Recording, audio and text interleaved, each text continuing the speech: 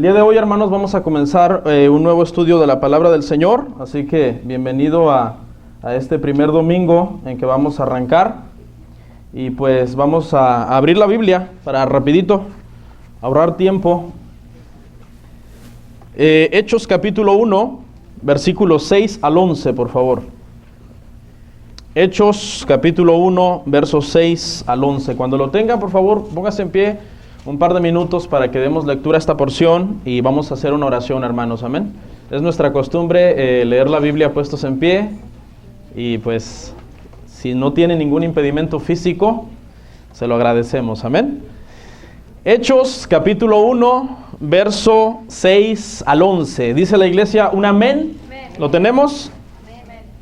Leemos entonces en el nombre del Padre, del Hijo y del Espíritu Santo de Dios. La palabra del Señor dice así: Entonces los que se habían reunido le preguntaron diciendo: Señor, ¿restaurarás el reino a Israel en este tiempo?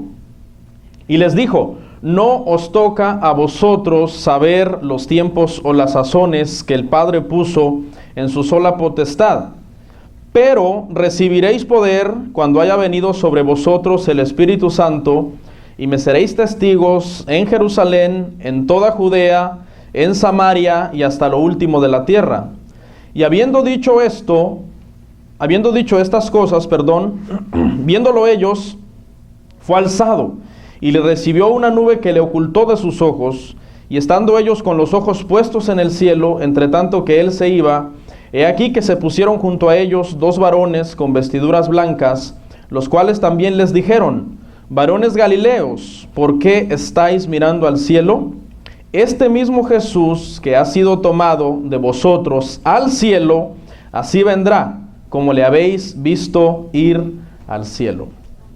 Vamos a hacer una oración. Te damos gracias, Padre, por tu infinito amor y misericordia para con nosotros. Ayúdanos, Padre, porque por nuestros propios medios no podemos hacer nada, Señor.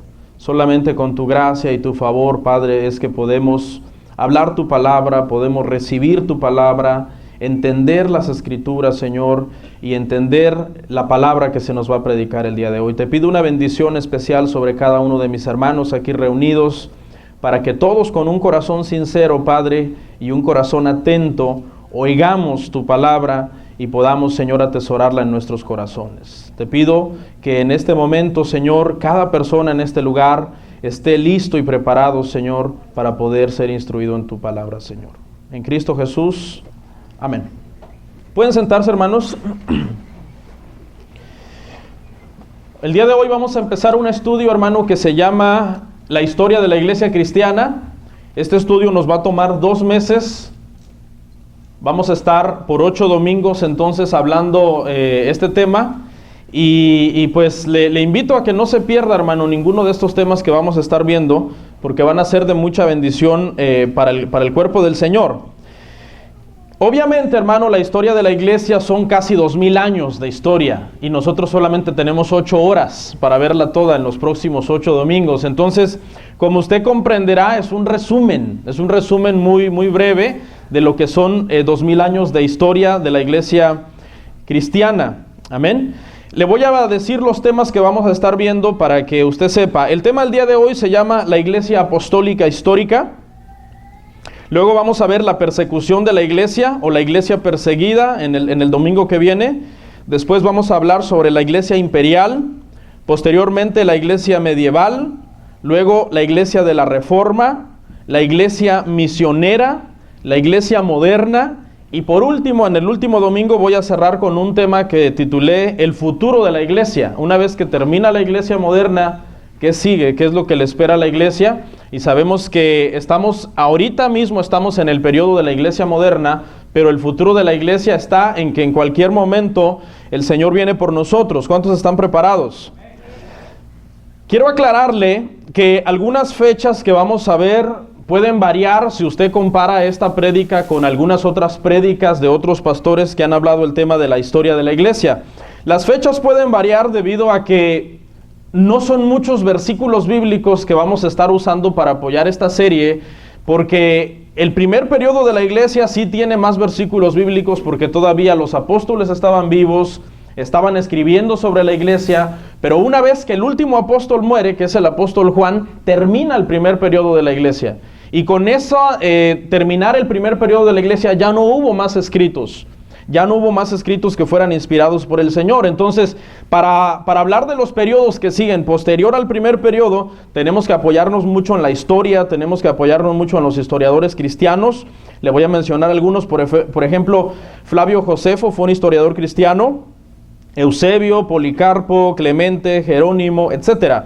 Algunos de ellos fueron también padres de la iglesia, cristianos de los primeros siglos, que comenzaron a escribir la historia de la iglesia, pero obviamente estos escritos no son inspirados, así que si usted comienza a buscar en su Biblia, ¿dónde dice la Biblia que la historia de la iglesia cristiana se divide en 7 periodos? Por ejemplo, yo la dividí en 7 periodos, pero hay otros que las dividen solo en 6.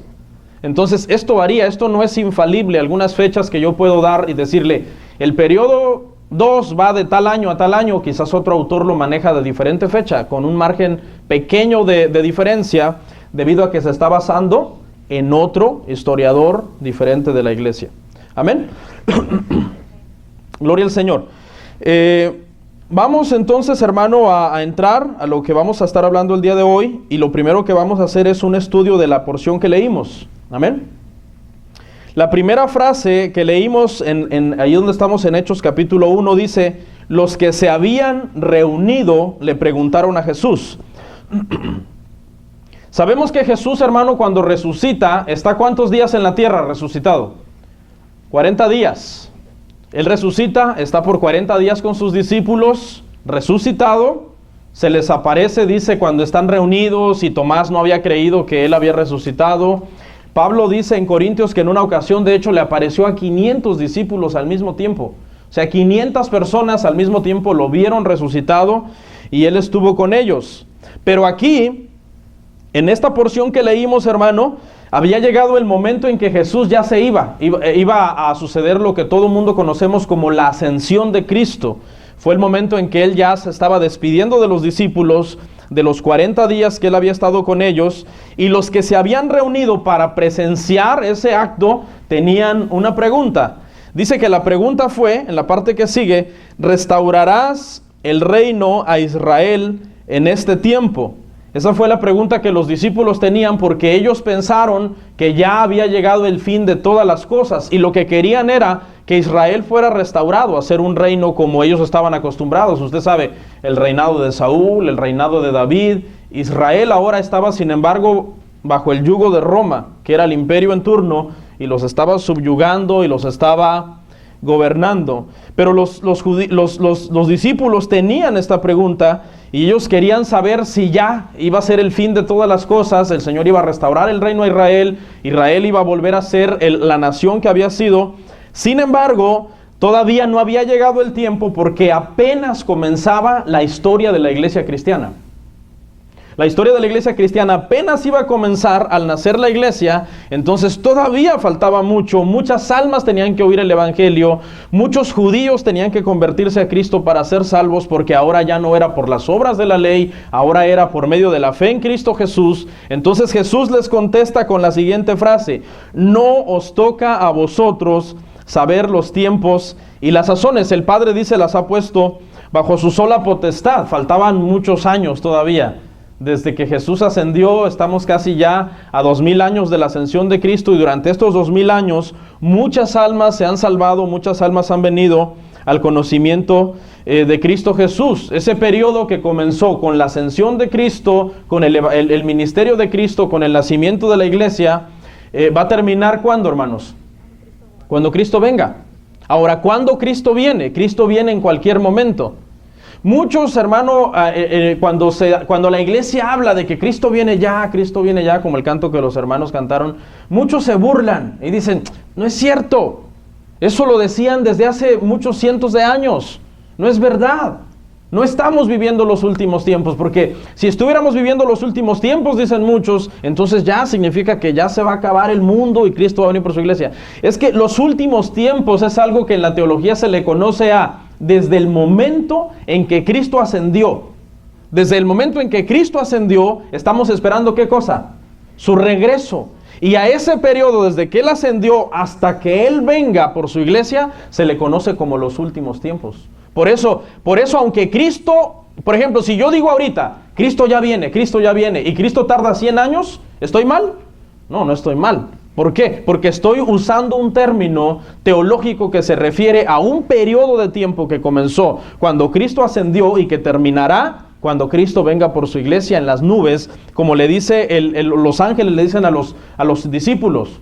¿Qué están mirando? Así como lo ven irse, así como las nubes lo han ocultado de vuestros ojos, de esa misma forma Él también vendrá y viene muy pronto. ¿Decimos amén?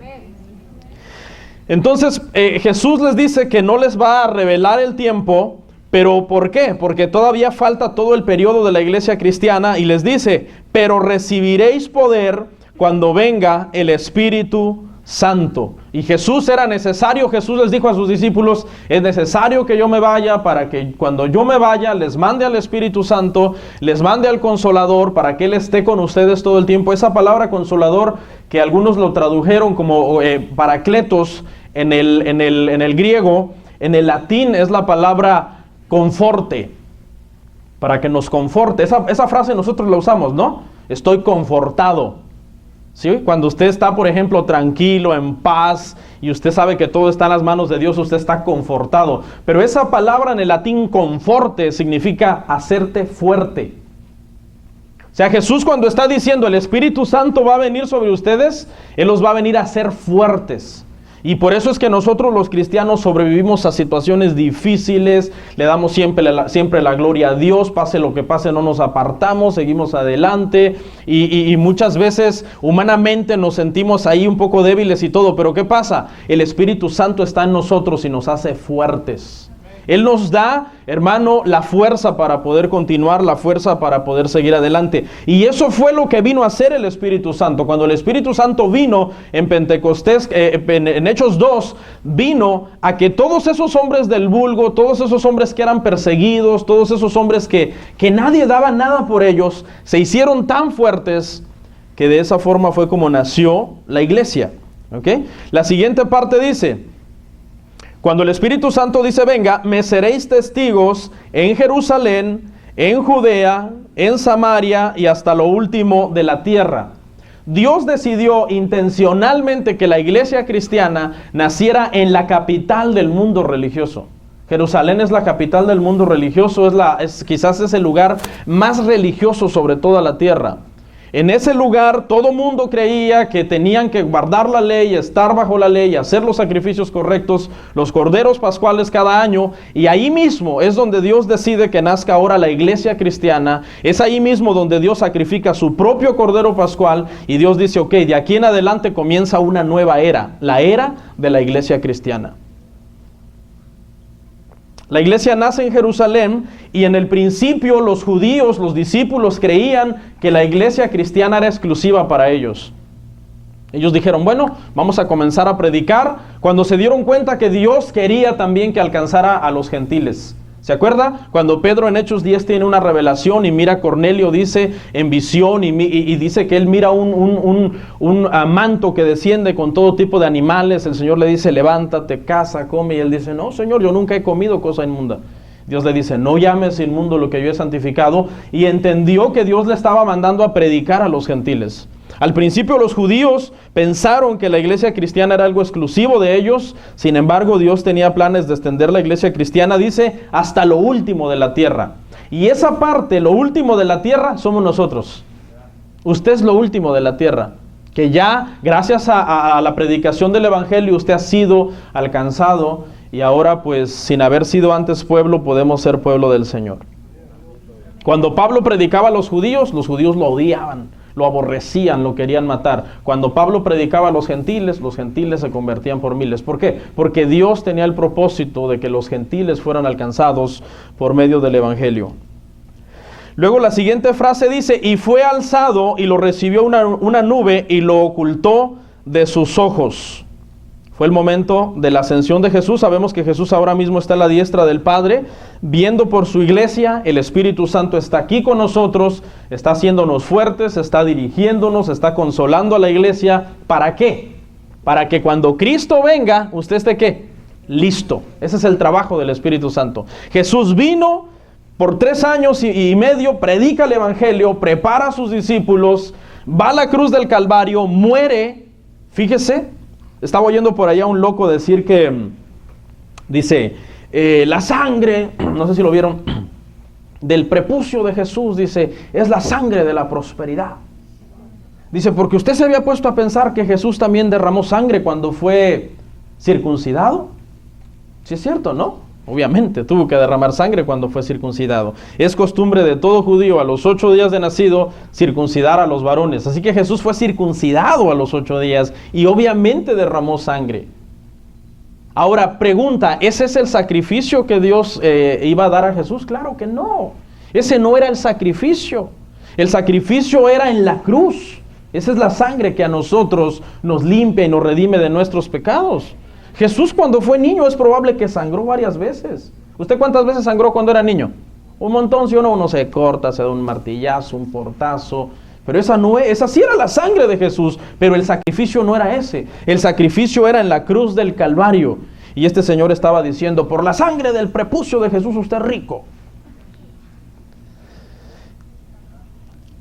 Porque hoy todo se le encuentra, ¿no? La gente se ha vuelto tan sabia para encontrar formas de, wow, esta es una nueva revelación. Bueno, vamos a entrar, hermano, entonces a lo que es el nacimiento de la iglesia. Vamos a Hechos capítulo 2, versículo 1. Hechos capítulo 2, versículo 1 al 13.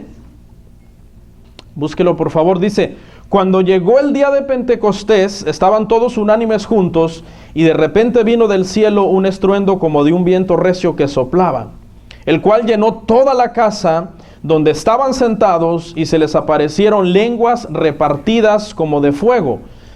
Dice, asentándose sobre cada uno de ellos, y fueron todos llenos del Espíritu Santo, comenzaron a hablar en otras lenguas, según el Espíritu les daba que hablasen. Moraban entonces en Jerusalén judíos, varones piadosos, de todas las naciones bajo el cielo, y hecho este estruendo se juntó la multitud y estaban confusos, dice, porque cada uno le oía hablar en su propia lengua. Ahí la palabra lengua es el griego glosas, significa idiomas.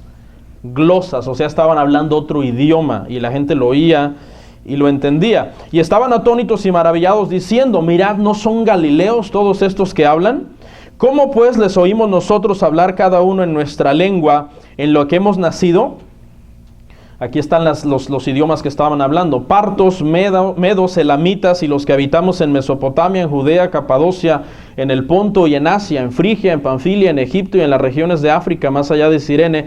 Romanos aquí residentes, tanto judíos como prosélitos, cretenses y árabes, les oímos hablar en nuestras lenguas las maravillas de Dios. Y estaban todos atónitos y perplejos, diciéndose unos a otros, ¿qué quiere decir esto? Mas otros burlándose decían, están llenos de mosto, o sea, están ebrios. ¿Usted se acuerda cuándo se confundieron los idiomas? Los idiomas se confundieron en Babel, cuando Nimrod decidió edificar la torre de Babel. Ahí se confundieron los idiomas, y ahí de hecho es donde comienzan a nacer todas las religiones. Porque el origen, la confusión de idiomas da origen ¿a qué? A las naciones. El origen de las naciones da origen a las culturas. Y el origen de las culturas da origen a las diferentes religiones. Entonces la gente comenzó a creer en muchos dioses falsos, a tener muchas religiones y a decir esta es la forma de ser salvo. Sin embargo, mientras que en Babel se confundió el idioma, aquí en Pentecostés el idioma se vuelve... Todos los idiomas comienzan a glorificar ¿a quién? Al mismo Dios.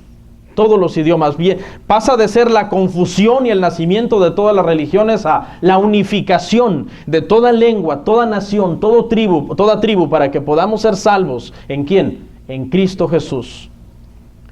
Y eso fue lo que el Señor estaba diciendo cuando las personas que están en el aposento alto reciben el Espíritu Santo y comienzan a hablar en otro idioma. Usted se imagina que yo ahorita le comenzara a predicar en alemán.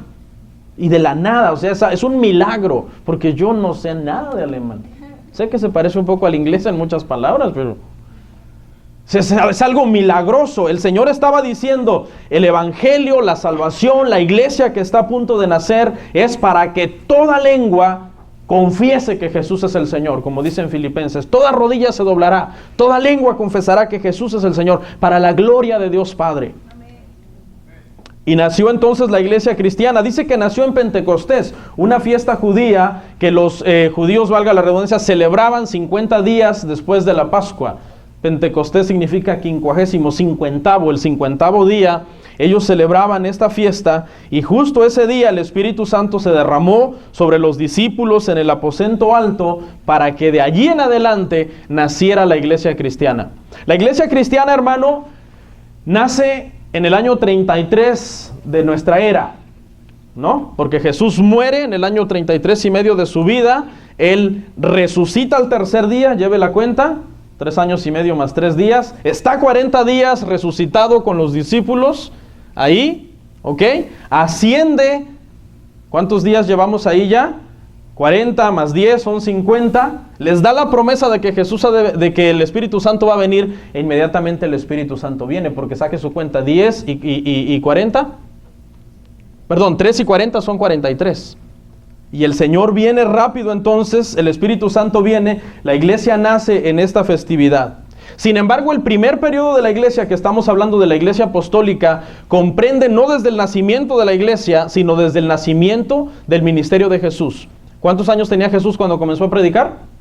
30 años. Ahí ya, desde ahí se considera ya el primer periodo de la iglesia. ¿Cuándo termina el primer periodo de la iglesia? El primer periodo de la iglesia termina con la muerte de Juan, el último de los apóstoles. Desde el año 30 que Jesús comienza a predicar hasta el año 100, escuche, en el año 100 de nuestra era muere el apóstol Juan. Es el último de los apóstoles en morir. ¿Por qué? Porque es el único de los apóstoles que no muere siendo martirizado.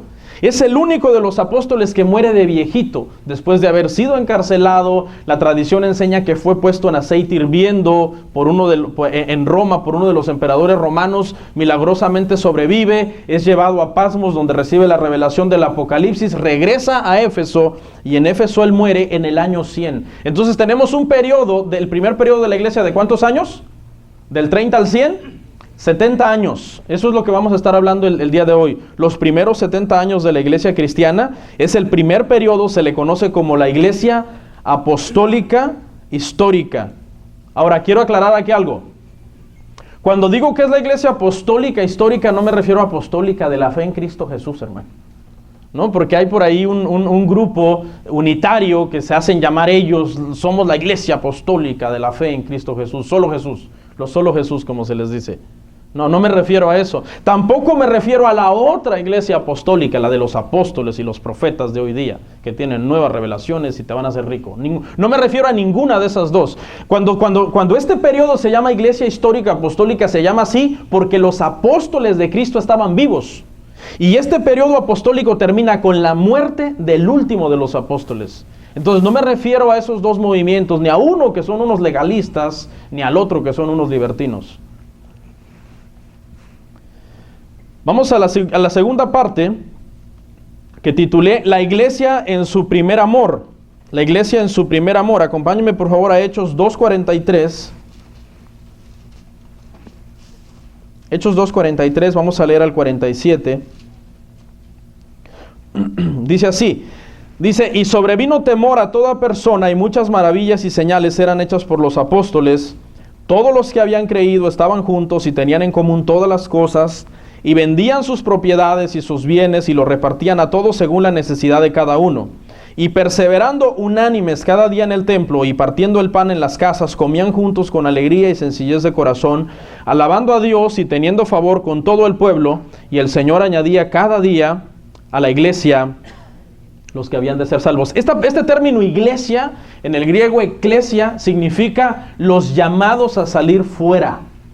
Qué bonito, ¿no? Cuando la iglesia cristiana nace, la iglesia, cuando este término se comenzó a usar como iglesia, ¿se acuerda que en Mateo 18 Jesús habla de la iglesia? Por eso se le conoce como el evangelio de la iglesia. Y este término iglesia se comienza a usar cuando la iglesia nace. Se refiere a que es un grupo de gente llamados a salir fuera del mundo, apartados para Dios, santificados para Cristo, que eso es lo que la palabra santo significa, la palabra agios, apartados para Dios, separados de el mundo. Eso es lo que significa iglesia. Entonces fíjese bien acá, hermano, cuando tú perteneces a una iglesia, tú no puedes estar en el mundo. Es imposible pertenecer a una iglesia, decir fulano es mi pastor, iglesia tal es mi pastor, y al mismo tiempo estar en el mundo. ¿Dónde está la contradicción? La contradicción está en que si tú dices iglesia, tú estás diciendo yo he sido apartado para Dios. Yo he sido llamado a salir fuera del mundo y entrar a ser parte del cuerpo de Cristo, a ser un miembro del cuerpo de Cristo. Esta iglesia, hermano, la iglesia del primer periodo se identifica muchas veces con la iglesia de Éfeso. ¿Usted se acuerda qué le pasó a la iglesia de Éfeso? La iglesia de Éfeso era una iglesia muy enamorada de Cristo, que trabajaba mucho, pero al final de su vida, ¿qué le pasó? Perdió su primer amor. Esta iglesia, lamentablemente, aunque es el periodo más hermoso de la iglesia, de todos los demás periodos, es una iglesia que cuando el apóstol Juan muere y este periodo termina, esta iglesia pierde su primer amor. Con la muerte de todos los apóstoles, pierde su primer amor. Le voy a enseñar unas cosas de este periodo que jamás se repetirán. No se repitieron ni en el segundo, tercero, cuarto, quinto, sexto periodo, ni se repetirán más. En primer lugar, los apóstoles estaban vivos. Esa es una de las maravillas de este primer periodo, que los apóstoles de Cristo estaban vivos. Acompáñeme por favor a Hechos 6, 1 al 2. Hechos 6, 1 al 2 dice: en aquellos días, como creciera el número de los discípulos, hubo murmuración de los griegos contra los hebreos, de que las viudas de aquellos eran desatendidas en la distribución diaria. Entonces, ¿qué dice ahí? Los 12, ahí estaban.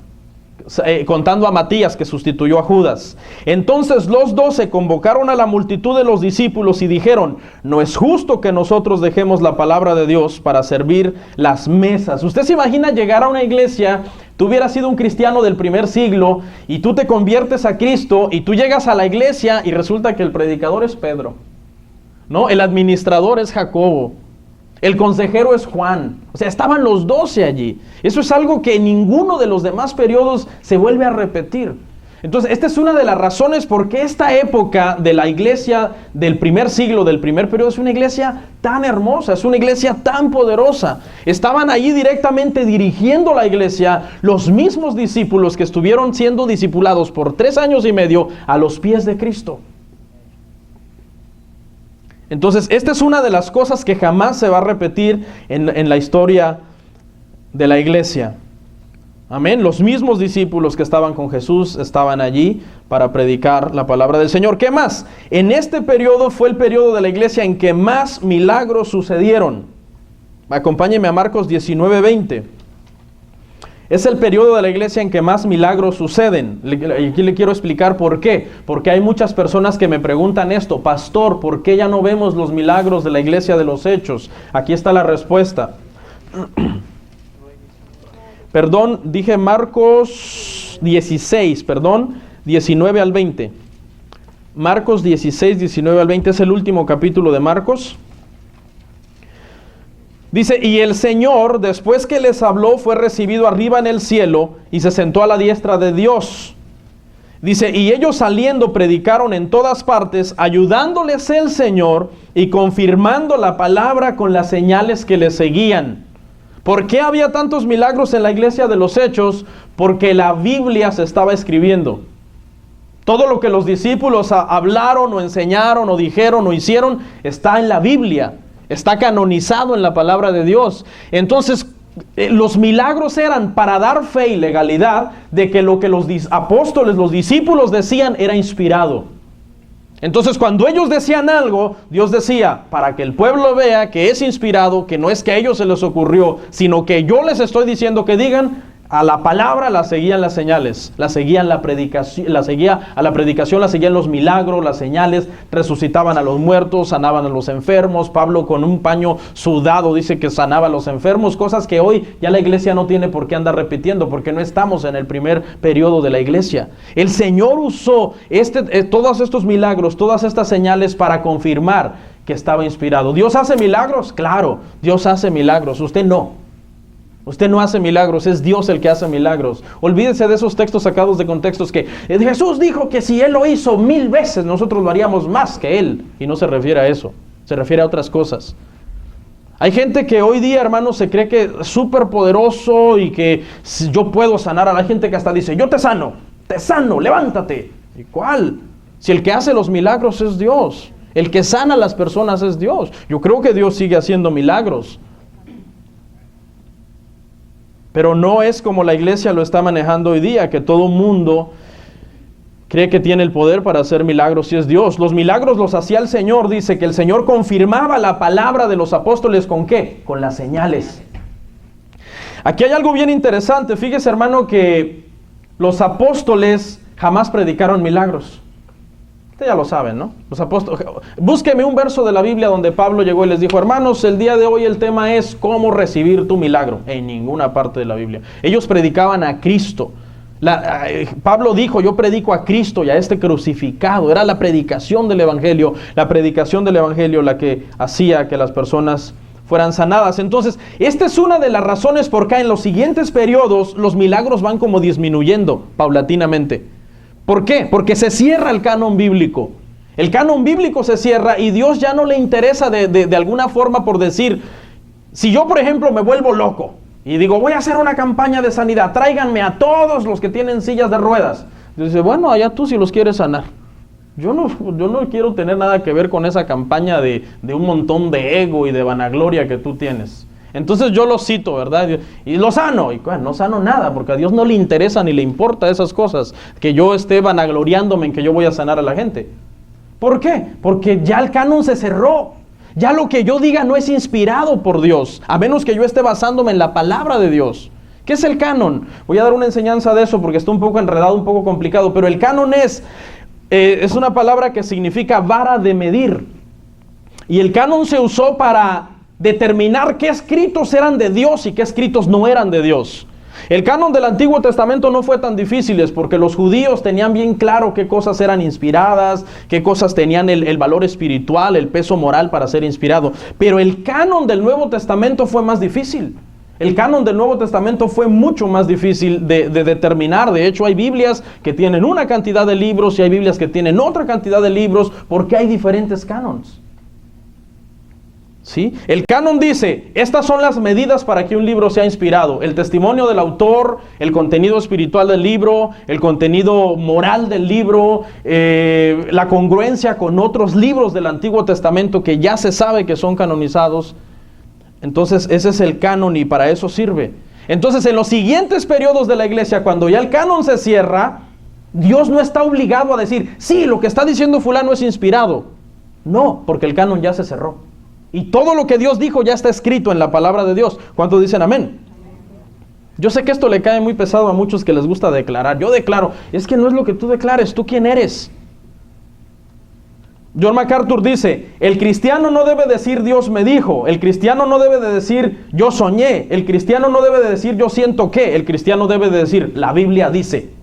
Porque la Biblia es la palabra de Dios más segura. Si tú dices, la Biblia dice, tú estás basándote en algo certero, en algo que es inspirado por Dios, en algo que los historiadores y todos los primeros cristianos de los primeros siglos dijeron, esto es canónico, esto es inspirado por Dios, esto tiene el peso y el valor espiritual. Tus sentires están sujetos a error, tus sueños es probable que hayas comido muchos tacos, baleadas, quesadillas, qué sé yo, pupusas. Pero la palabra de Dios no. Pedro dice, hacéis bien en estar atentos a esta palabra profética más segura, que es ¿qué? La Biblia. ¿Cuántos quieren que Dios les hable? Abran su Biblia. Abra su Biblia, Dios le va a hablar. Es 100% seguro que Dios le está hablando cuando usted abre la Biblia. ¿Ok? Vamos a ver otro aspecto de la iglesia del primer siglo, hermano, que también era muy hermoso en esa época. Era que el Espíritu Santo se derramaba continuamente creando convicción de pecado y las personas se convertían. Hechos 2:37 al 42, leo rápido. Dice, al oír esto se compungieron de corazón y dijeron a Pedro y a los apóstoles, varones hermanos, ¿qué haremos? Pedro les dijo, arrepentíos y bautícese cada uno de vosotros en el nombre de Jesucristo para perdón de los pecados. Y recibiréis el don del Espíritu Santo, porque para vosotros es la promesa y para vuestros hijos, para todos los que están lejos para cuantos el Señor nuestro Dios llamare, y con otras muchas palabras testificaba y les exhortaba diciendo: sed salvos de esta perversa generación. Así que los que recibieron la palabra fueron bautizados, y se añadieron aquel día como 3,000 personas, y perseveraban en la doctrina de los apóstoles, en la comunión unos con otros, en el partimiento del pan y en las oraciones. Entonces aquí ya llevamos 2 datos importantes, hermano. El Espíritu Santo convencía de pecado ¿a quiénes? Escuche, a los que eran expuestos a la palabra.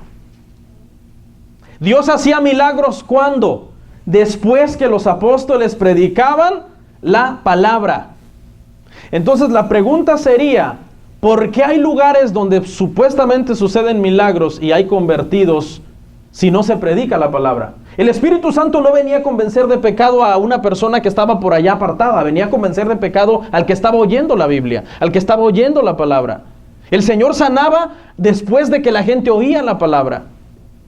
La conclusión a la que llego yo es que si una persona dice: tú eres convertido, pero no se le predicó, están engañando a las personas. Porque las personas se convierten cuando son expuestos a la predicación de la palabra de Dios. Otro aspecto importante del primer periodo: la iglesia estaba en un estado de inocencia y pureza.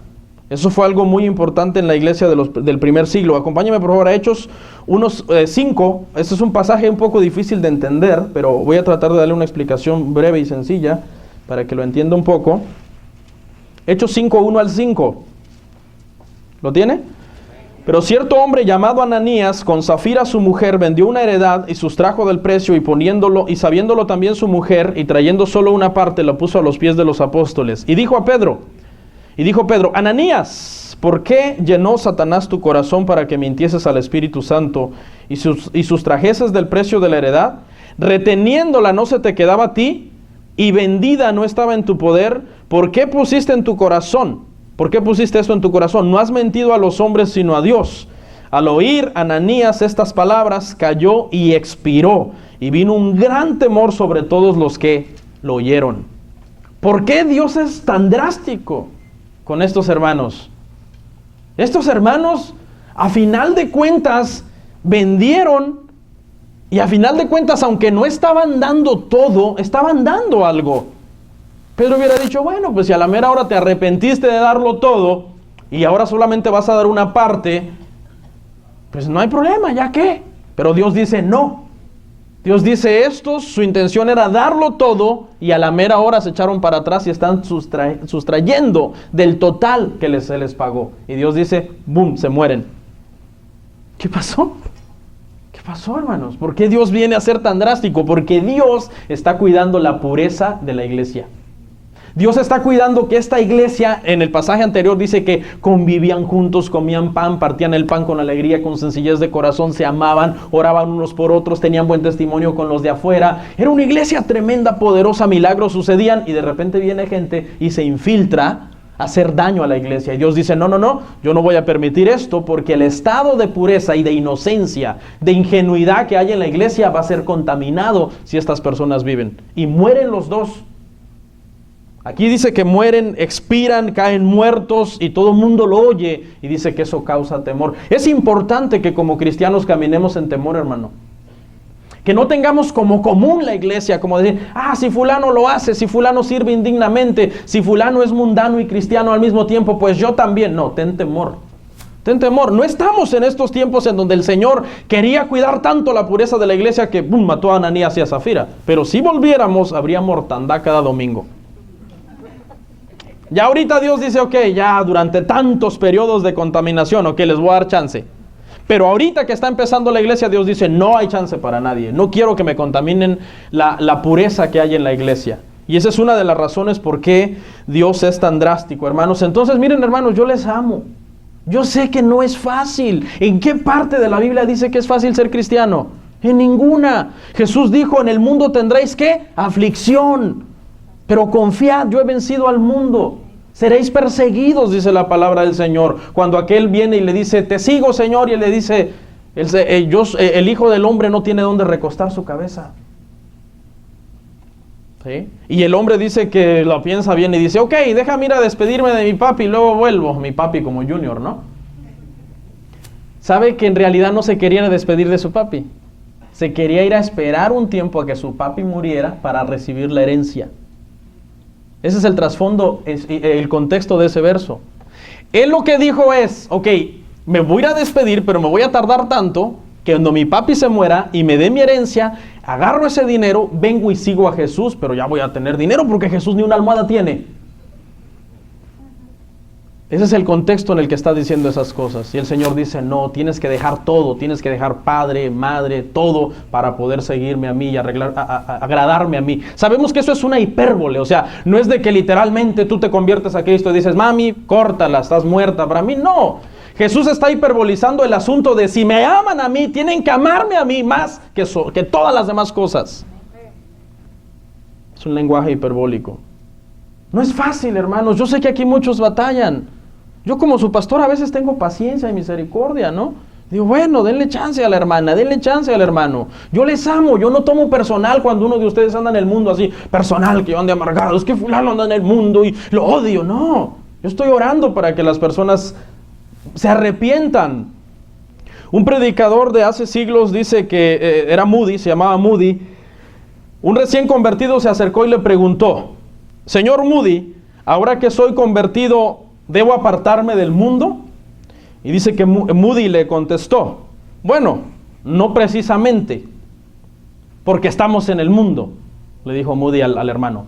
Pero si tu testimonio cristiano es claro y radical, el mundo se apartará de ti muy pronto.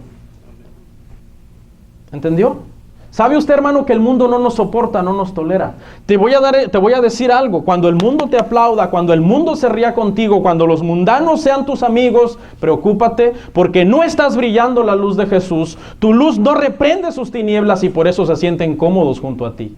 Pero si tú fueras recto, fueras íntegro, no dices malas palabras, no tomas y los estás aconsejando, restaura tu matrimonio, ve a la iglesia, busca a Cristo, en poco tiempo te dejarán. ¿Qué respuesta tan sabia? Le dice esta persona a Moody, ¿me debo apartar del mundo? Moody le dice, bueno, prácticamente eso es imposible porque estamos en el mundo, pero no somos del mundo. Ten un testimonio cristiano claro, definido, radical. Debes de saber quién eres tú en Cristo y el mundo se apartará de ti. Otro aspecto importante de la iglesia cristiana del primer siglo. Las personas daban todo por Dios y tenían un nivel de compromiso fuerte. Hechos 4, 32 al 35.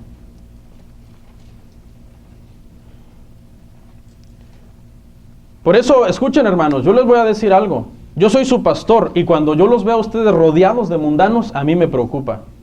A mí me preocupa. ¿Sabe por qué? Porque eso a mí claramente me está diciendo que ustedes no están brillando la luz de Jesús. Que ustedes no son cristianos radicales. El mundano no debería de sentirse cómodo junto a ti. Cuando yo trabajaba en lo secular y algunas veces el jefe mío venía y decía una mala palabra, me decía, perdóname. O sea, yo ni siquiera le decía que no dijera malas palabras. Pero es que él veía que yo era serio, que yo era formal, que no decía malas palabras, que los domingos no trabajaba porque iba a la iglesia, porque era cristiano, y él se sentía reprendido nada más por eso. Pero ya cuando alguien te diga, tómate una, y tú, no, tómatela. No, pues es que soy cristiano. Para empezar, ¿por qué te la está ofreciendo? Porque no estás brillando la luz de Jesús. Los mundanos deberían hasta de esconderse para tomar así, porque ese es cristiano, me da vergüenza. Hechos 4 lo tiene, 32 al 35. Y la multitud de los que habían creído era de un solo corazón y un alma, y ninguno decía ser suyo propio nada de lo que poseía, sino que tenía todas las cosas en común, y con gran poder los apóstoles daban testimonio de la resurrección del Señor Jesús. Abundante gracia era sobre ellos, así que no había entre ellos ningún necesitado, porque todos los que poseían heredades o casas las vendían, y traían el precio de lo vendido, y lo ponían a los pies de los apóstoles, y se repartía cada uno según su necesidad.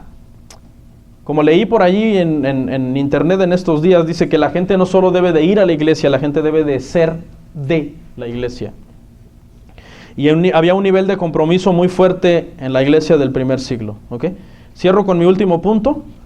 Y algo que caracterizó este periodo fue la pasión de los primeros mártires cristianos. No podemos hablar del primer periodo de la iglesia cristiana sin hablar de cómo todas estas personas que vivieron en el primer siglo dieron su vida para que usted y yo hoy estemos aquí sentados escuchando el Evangelio. ¿Ok? Es algo que lo caracteriza. Y el primerito fue Esteban. Acompáñame a Hechos 7:54. Hechos 7:54 al 60. Hechos capítulo 7:54. Leo rápido porque se va el tiempo. Oyendo estas cosas se enfurecían en sus corazones y crujían los dientes contra él.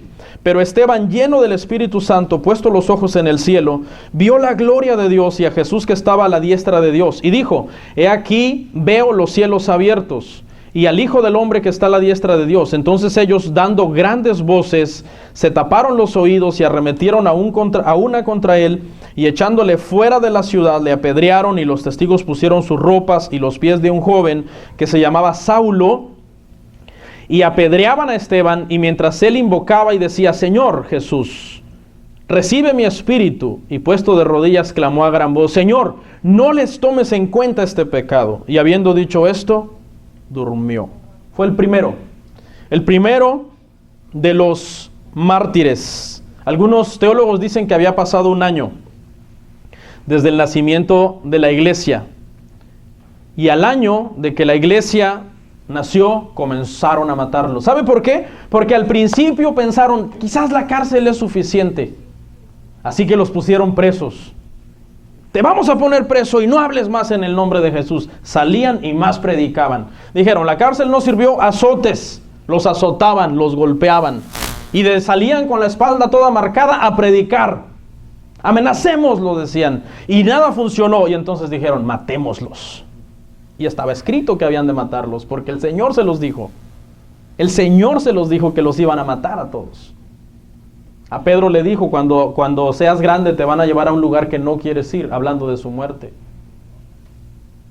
A Juan y Jacobo, cuando ellos querían sentarse uno a la diestra y otro a su izquierda en el cielo, les dijo, ¿acaso podéis beber de la copa que yo beberé? Sí, le dijeron. Ok, les dijo, beberéis de la copa que yo voy a beber. Hablando de su martirio, como Juan fue puesto en Patmos, Jacobo fue asesinado. Y ahorita vamos a ver la muerte de Jacobo también. La Biblia relata solamente dos muertes de dos mártires, Esteban y Jacobo, hermano de Juan. Así que los demás datos los tenemos que tomar de la tradición cristiana. La tradición cristiana es la historia cristiana y también es válida. Y aquí también puede variar fechas, pueden variar ciudades, algunos hasta puede ser como que se contradiga por los términos técnicos, ¿no? De cómo murieron. Un historiador pudo haber utilizado un nombre para el arma que se usó para matar al apóstol o al discípulo, y otro historiador pudo haber utilizado otro nombre, pero que es lo mismo, que históricamente es lo mismo. Así que Esteban es entonces, hermano, el primero de los mártires, y muere ¿por qué? Por predicar la palabra de Dios. Murió por predicar la palabra de Dios. Los judíos no soportaron que Esteban les comenzó a decir que ahora era por medio de Jesús la salvación, que Jesús era el Mesías, que al que habían crucificado era el Salvador, y dice que viendo el cielo abierto, vio a Jesús sentado a la diestra del Padre. Y se enfurecieron, crujían sus dientes contra él, lo apedrearon, lo mataron, lo destruyeron. ¿Cuánto les gustaría ser apedreados? ¿Alguna vez le dieron un piedrazo cuando era niño? A mí sí. Duele. Me acuerdo, yo aquí tengo una marca que usted ve aquí, es una pedrada. Miro en el centro, hermano, aquí, hasta ni pelo me nace aquí. Me acuerdo que nos agarrábamos a guerritas a piedra y entonces yo estaba como muy cerca y la persona que estaba con la onda, porque nos agarrábamos con onda, hermano. Yo estaba un poco cerca y cuando él estaba atrás de mí y tiró la piedra, yo volteé y no sé, le salió chueca, porque si no eres bueno para la onda, la piedra te sale para allá, para allá. Tienes que ser bueno para apuntarle allá y que salga por allá. Y salió acá. ¡Ay! Me acuerdo que solamente vi lucecitas así, como negro, y me fui para la casa llorando. Es feo una pedrada. A Esteban dice que lo apedrearon hasta darle muerte. Lo destruyeron por predicar la palabra del Señor. Sufrió Martirizado. Algunos historiadores dicen que en esta muerte, en esta persecución de Esteban, murió también Nicanor. ¿Se acuerdan? Nicanor era otro de los diáconos, y que ese día que mataron a Esteban se levantó una persecución donde murieron 2000 cristianos. La Biblia solamente relata la de Esteban, pero la persecución tuvo dimensiones más grandes. Mataron a Nicanor también y mataron a 2000 cristianos más. Esto hizo que el evangelio se dispersara, porque comenzaron a matar a Esteban y todo el mundo se dispersó, huyeron y fueron a predicar el evangelio a otros lados. Vamos a ver la muerte de Jacobo el Mayor. Jacobo el Mayor es el hermano de Juan el Apóstol. Hechos 12, 1 al 5. Ya vamos cerrando, gracias a Dios. Hechos 12 del 1 al 5, ¿lo tiene? En aquel mismo tiempo el rey Herodes echó mano a algunos de la iglesia para maltratarles y mató a espada a Jacobo, hermano de Juan. Y viendo que esto había agradado a los judíos, mire, ¿qué dice que les pasó a los judíos cuando vieron muerto a Jacobo? Les agradó. ¿Sabe por qué? Porque para los judíos la iglesia cristiana era una secta. Ellos dijeron, no, esto es una secta. Y tenemos que destruirlos, a ver cómo hacemos para pararlos. Era imposible. Jesús había dicho, ni la muerte ni el Hades podrán contra la iglesia. Nadie los podía destruir, nadie los podía detener. Procedió a prender también a Pedro, mire. Eran entonces los días de los panes sin levadura, y habiendo tomado preso le puso en la cárcel, y entregándole a 4 grupos de 4 soldados cada uno para que lo custodiasen, se proponían sacarle al pueblo después de la Pascua. Así que Pedro estaba custodiado en la cárcel, pero la iglesia hacía sin cesar oración a Dios por él. Algunos teólogos dicen que para esto había pasado ya 10 años de la muerte de Esteban. Nace la iglesia, 1 año después matan a Esteban, 10 años después matan al primero de los apóstoles. Acuérdense, Esteban no era apóstol, Esteban era diácono de la iglesia. Pero aquí ya comenzó entonces la muerte de los apóstoles, y al primero que le dan cuello, como dicen por ahí, es a Jacobo, hijo de Zebedeo, hermano de Juan. Los dos eran hijos de Zebedeo, ¿se acuerdan? Ellos eran pescadores, Jesús los llama, estaban remendando las redes de sus padres, dejan a Zebedeo y se van con Jesús.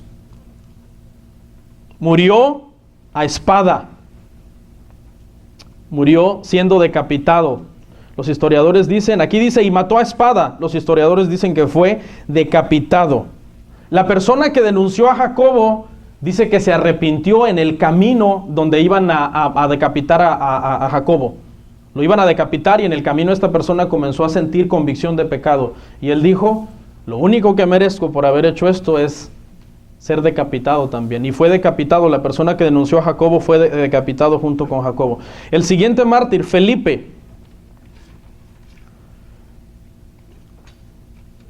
Felipe fue crucificado en el año 54 en Frigia. Fue azotado, echado a la cárcel y después crucificado. Exactamente la misma de su maestro. Jesús fue puesto en la cárcel, azotado y crucificado también. Mateo. Sabemos quién era Mateo, recaudador de impuestos, escritor del Evangelio de Mateo. Nacido en Nazaret, predicó en Partia y en Etiopía. ¿Sí? Y él sufrió martirio también y fue matado con una alabarda. Una alabarda, ¿usted ha visto películas de esos de dragones y de que salen vikingos y todo eso? Que usan una hacha, pero el cabo es largo. Luego en el extremo tiene una navaja así, en forma como de media luna, ¿sí? Y en el otro lado del palo tiene un pico. O sea, lo puedes usar para cortar o lo volteas y lo puedes usar para picar también. Entonces esa es una alabarda, y ese instrumento fue el que usaron para matar a Mateo en el año 60 aproximadamente. Jacobo el menor, el otro Jacobo. Jacobo se quedó en Jerusalén como supervisor de la iglesia. ¿Se acuerdan el concilio de Jerusalén en Hechos capítulo 15? Cuando están arreglando la situación de los gentiles. Jacobo era ahí el que llevaba la voz cantante, aún sobre Pedro, aún sobre sobre Pedro y Pablo. La tradición enseña que a los 99 años fue golpeado y le abrieron el cráneo con un instrumento de tortura que se llamaba un garrote batanero. Era una especie de viga, y la viga tenía abajo como un asientito. Sentaban ahí a la persona, la viga tenía un sujetador con el cual le sujetaban el cuello, y por la parte de atrás del palo tenía un hierro con una especie de tornillo. Esa se empezaba a darle vuelta, el tornillo iba girando, iba saliendo y le entraba aquí en esta parte, en las vértebras a la persona, y le abrieron el cráneo, dice a Jacobo. Era un viejito de 99 años cuando él fue asesinado. Matías fue el sustituto de Judas. Fue el que escogieron para sustituir a Judas, que había dejado su profesión como estaba escrito. Fue apedreado y decapitado en Jerusalén. Yo creo que en ese momento dijo, ¿por qué no escogieron al otro? ¿No? Pero le fue duro por amor a su maestro. Andrés. Sabemos que Andrés era hermano de Pedro. Estos fueron los primeros discípulos de Jesús, Pedro y Andrés. ¿Sí? Andrés fue crucificado en una cruz en forma de X. Cuando usted pone en Google la cruz de San Andrés, le va a salir una cruz en forma de X. Es con los dos extremos en el suelo y dos extremos en forma de X hacia el cielo. Entonces murió en esta posición, sus dos pies en los extremos de abajo y sus manos en los extremos de arriba. Crucificado también murió Andrés. Marcos sabemos que no fue de los 12 apóstoles, fue discípulo de Pedro, escritor del Evangelio de Marcos. Marcos fue despedazado por una turba de gente que se enojó en Alejandría contra él y lo hicieron trocitos. Pedro, usted sabe que esto no lo enseña la Biblia, pero la tradición, según Jerónimo, un historiador, dice que él murió de cabeza. A él se le dijo cuando ya se oían rumores de que lo querían matar. Los discípulos le dijeron, huye Pedro, tienes que huir porque te quieren matar. Y la tradición enseña que Pedro, después de mucha insistencia, le metieron un poquito de miedo y dijo, me voy. Y justo cuando él estaba abandonando la ciudad donde él estaba, él tuvo una visión y vio a Jesús. Y le preguntó, Señor, ¿a dónde vas? Le preguntó a Jesús y Jesús le dijo, voy a ser crucificado otra vez. Pedro, ¿cómo que va a ser crucificado otra vez? Y Pedro entendió que Jesús le estaba diciendo, vuélvete y recibe el martirio que tienes que recibir. Pedro se vuelve a la ciudad sabiendo ya que Jesús le está diciendo, vuelve, y entonces lo crucifican y él pide ser crucificado de cabeza, dice, porque no se consideraba digno de ser crucificado igual que su maestro. Pablo, el apóstol Pablo, la tradición enseña que Nerón manda a decapitar a Pablo. Él envía unos caballeros para que lo vayan a dar la noticia. Se llamaban Farega y Partemio estos hombres. Cuando llegan a donde está Pablo, dice que lo encuentran orando por los discípulos. Y antes de darle la noticia, dice que ellos le piden que ore por ellos también.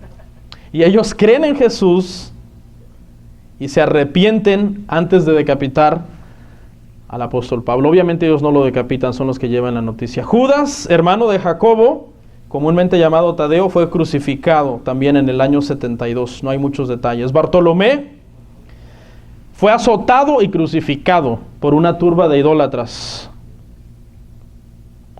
Tomás, llamado Dídimo, fue martirizado y atravesado con una lanza. Lucas, sabemos que no fue apóstol también, fue escritor del Evangelio de Lucas, fue colgado. Dice que lo colgaron de un olivo los sacerdotes idólatras de Grecia. Simón, el que también se llamaba Celote, predicó el Evangelio en Mauritania y fue crucificado también. Y el apóstol Juan, del que hablamos al principio, es el único que muere de viejito, podríamos decirlo así. Domiciano fue el que lo exilió en Patmos y lo tuvo ahí preso. Después regresó y él muere. Y justo cuando él muere, en el año 100, termina el primer periodo de la iglesia cristiana. Fue un periodo muy hermoso, pero fue un periodo muy difícil. Y toda esta gente dio su vida para que nosotros el día de hoy podamos estar aquí en la iglesia, sentaditos en una silla colchonada, con aire acondicionado, metidos en el Facebook. Esta gente sufrió hasta la muerte. Y no sería justo que nosotros, hermano, después de tan gran ejemplo, seamos malos cristianos. Es como una injusticia, es una vileza. Que esta gente haya puesto su vida hasta la muerte en torturas horribles para que la iglesia naciera, para que la iglesia permaneciera, para que el evangelio fuera predicado a toda la tierra y que los cristianos de hoy día nos acomodemos, nos mundanalicemos y hagamos lo que querramos de nuestra vida. Usted debe de hacer lo que Dios quiere que usted haga con su vida. Incline su rostro.